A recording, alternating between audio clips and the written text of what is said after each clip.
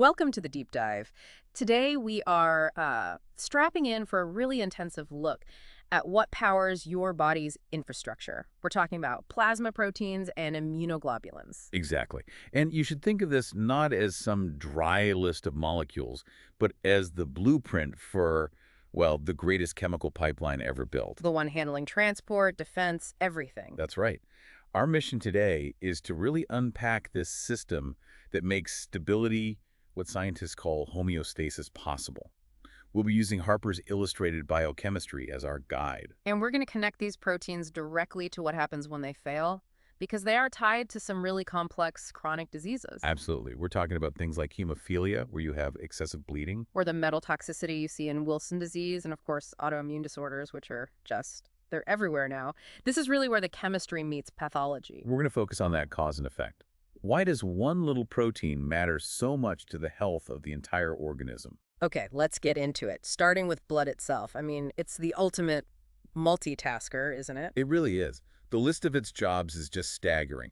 It delivers oxygen and nutrients, it removes waste, it carries hormones. It maintains our acid-base balance, regulates temperature. And that's before you even get to defense. Coagulation to stop you from bleeding out, and the whole crew of white blood cells and antibodies. So in the early days, how did we even begin to classify all these proteins? It must have seemed like a soup. It was. The first pass was very broad, just fibrinogen, albumin, and then this catch-all category, globulins. But modern tech gave us a much, much clearer picture. You mean electrophoresis? Exactly. It separates them by size and charge, and suddenly you can see these 5 distinct bands pop out. Albumin, and then the alpha-1, alpha-2, beta, and gamma globulins. And do these proteins share any common features? They do. They often have a lot of disulfide bonds to keep them stable. And many of them are glycoproteins or lipoproteins, meaning they carry sugars or fats along for the ride. So where is all this stuff getting made? The primary factory for maybe 70 to 80% of them is the liver.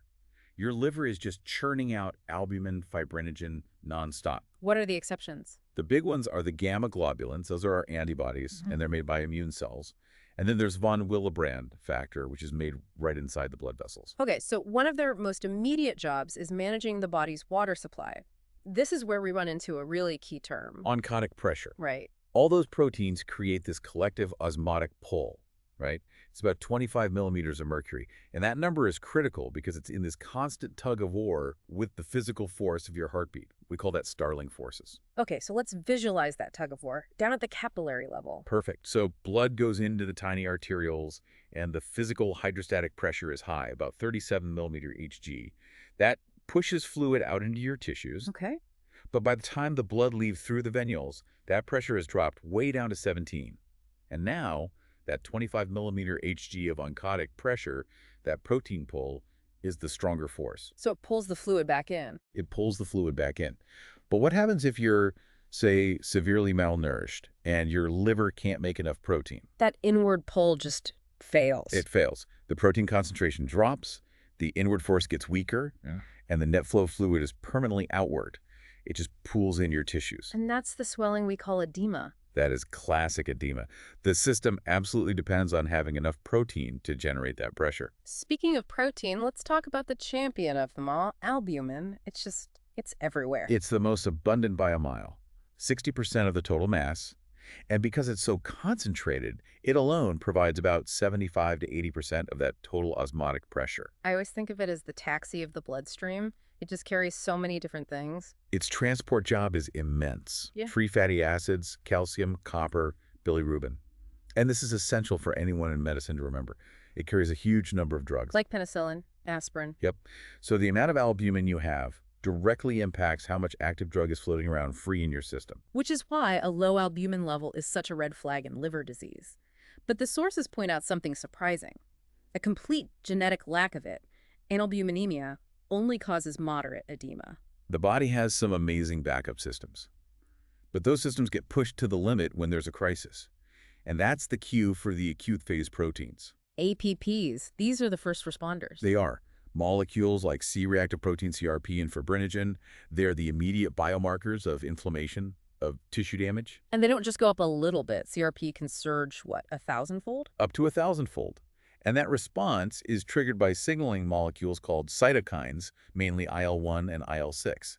They flip a master switch. A transcription factor called NFE. That's the one. So normally NFE is kept locked down, inactive, by a partner protein, IA, The inhibitor. right?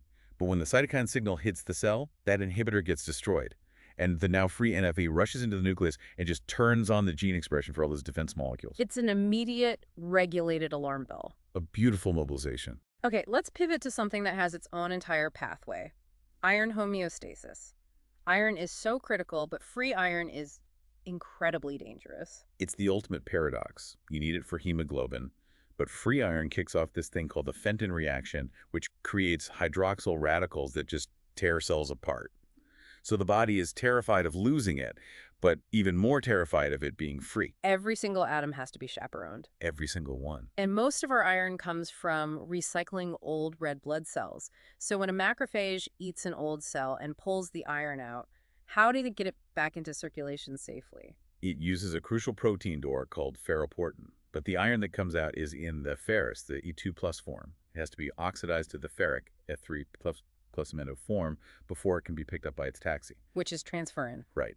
And that oxidation step is done by an enzyme called ceruloplasmin. We'll circle back to that one. Okay, but before we do, what about haptoglobin? What's its role when red cells break apart just out in the bloodstream?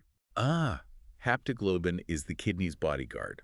A little bit of hemoglobin always leaks into the plasma. It's small, so it can easily get into the kidney tubules and form damaging crystals. But haptoglobin stops it. It grabs that free hemoglobin, forms this massive complex that's way too big to get filtered by the kidney. So if you see haptoglobin levels plummet in a blood test... That's a huge red flag for hemolytic anemia. It means red cells are bursting faster than the liver can make more haptoglobin. It's an instant diagnostic clue. All right, so back to the main transport chain. Iron is oxidized, then it binds to transferrin. We measure the body's capacity to carry iron with TIBC. Total iron binding capacity. And normally, transferrin is only about 30% saturated. The long-term storage unit is ferritin, this incredible protein shell that can safely pack away thousands of iron atoms. And plasma ferritin levels are the best indicator of your total body iron stores. The best, yeah. So when a cell needs iron, there's a whole routine for it, the transferrin cycle. Right. It's not just grabbing it. Iron-bound transferrin docks with a receptor on the cell surface. The whole complex gets pulled inside into a little bubble, an endosome. And then what? The cell pumps acid into that bubble. The drop in pH forces the iron to let go of transferrin, and then the iron is transported out into the cell's cytosol. We mentioned ceruloplasmin earlier, the oxidizer. What's the link between copper, ceruloplasmin, and the devastating Wilson disease? This is a tragic connection. Yeah. Ceruloplasmin needs 6 copper atoms to work. In Wilson disease, you have a genetic mutation that messes up a copper-transporting protein. Copper builds up to toxic levels in the liver. And that buildup breaks ceruloplasmin synthesis. Exactly. Without functional ceruloplasmin, you can't oxidize iron properly to load it onto transferrin. So iron recycling just grinds to a halt. The copper toxicity causes neurologic damage. The iron mismanagement is a disaster. Yeah. It's just catastrophic. It's all about controlling the gatekeepers. So on a cellular level, how does a cell know when to make more ferritin for storage versus more transferrin receptor for uptake? This is managed by a beautiful little system, the IRPIR system. Iron regulatory proteins bind to iron response elements on the RNA messages. And it works like a reciprocal switch. A perfect one. When iron is low, the IRPs bind. On the ferritin message, that blocks translation. You don't store what you don't have. But on the transferrin receptor message, it stabilizes it, so you make more receptors to try and grab any iron you can find. And when iron is high, the IRPs let go, you make a ton of ferritin to store it, and you break down the receptor message to stop taking it up. That's the local control. But what about systemic control? How does the whole body regulate iron levels? That's the job of the master regulator, hepcidin. It's a small peptide from the liver, and its job is brutally simple. It binds to ferroportin, that exit door we talked about, and causes it to be destroyed. So high hepcidin levels lock iron inside the cells. Precisely. It prevents absorption from the gut and recycling from macrophages. It's called the mucosal block. When the liver senses high iron levels in the blood, it cranks up hepcidin production and slams the door shut. And clinically, too little iron gives you iron deficiency anemia. Too much. Leads to hereditary hemochromatosis, an iron overload that destroys your organs. And the irony is, in that disease, a genetic defect makes the body think iron is low, so it never makes enough hepcidin, and the gates are just stuck wide open. Let's move to another key maintenance job, controlling our own proteases so they don't destroy our tissues. We need these enzymes for everything, but they had to be kept on a very short leash.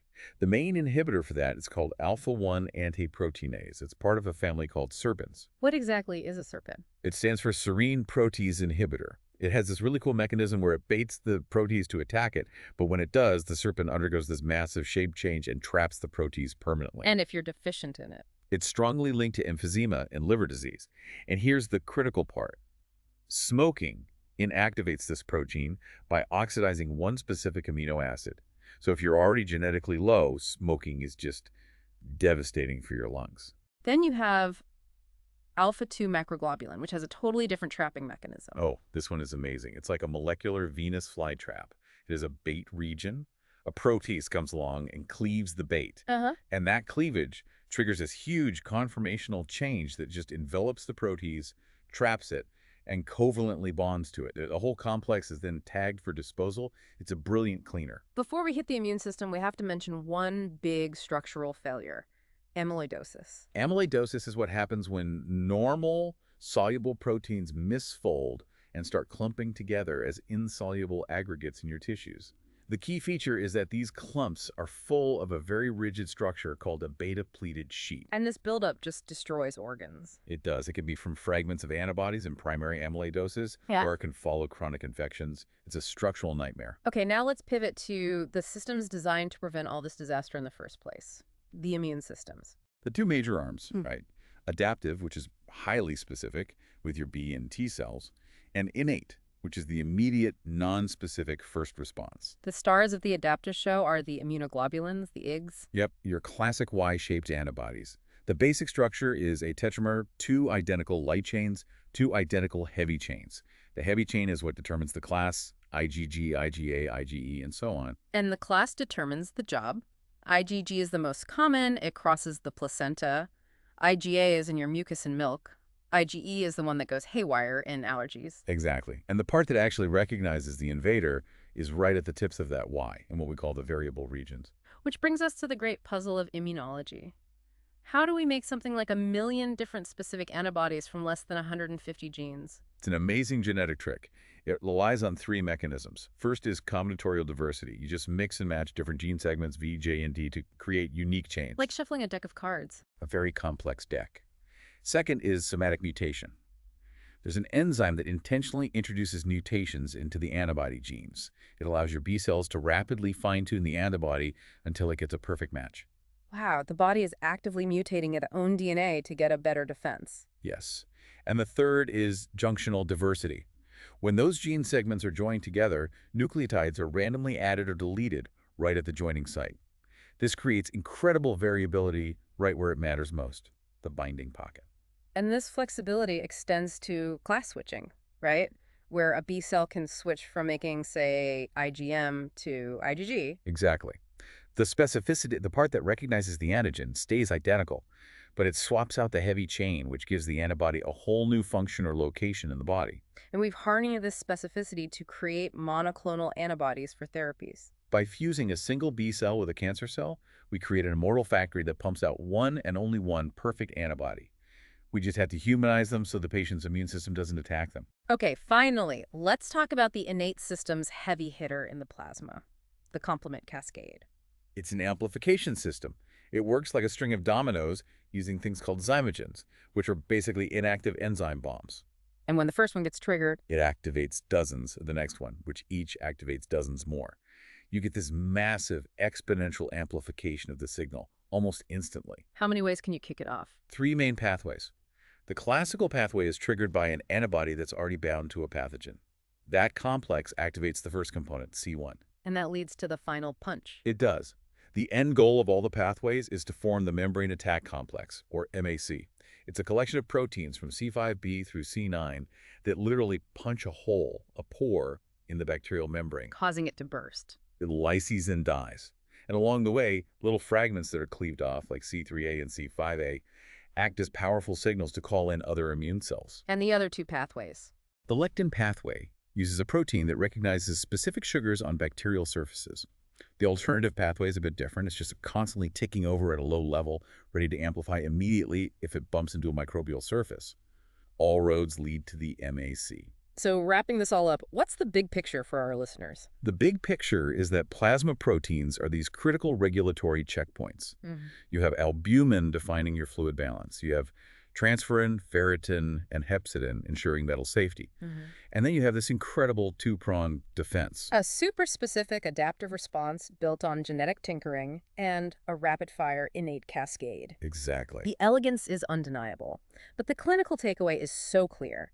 A single defect in one key protein, whether it's HFE in iron overload or alpha-1 antiproteinase in the lungs, can have catastrophic body-wide consequences. I want to leave you with a final thought, though. Consider the paradox here. Go on. The very same magnificent systems that give us this incredible diverse protection, the gene rearrangement, the somatic mutation, are the exact same systems that, when they go wrong, when they get misdirected, lead to the chronic misery of autoimmune disorders. Which now affect more than 1 in 30 people in North America. The system is designed for perfection. And the margin for error is razor thin. A profound thought to end on. Thank you for joining us for the deep dive.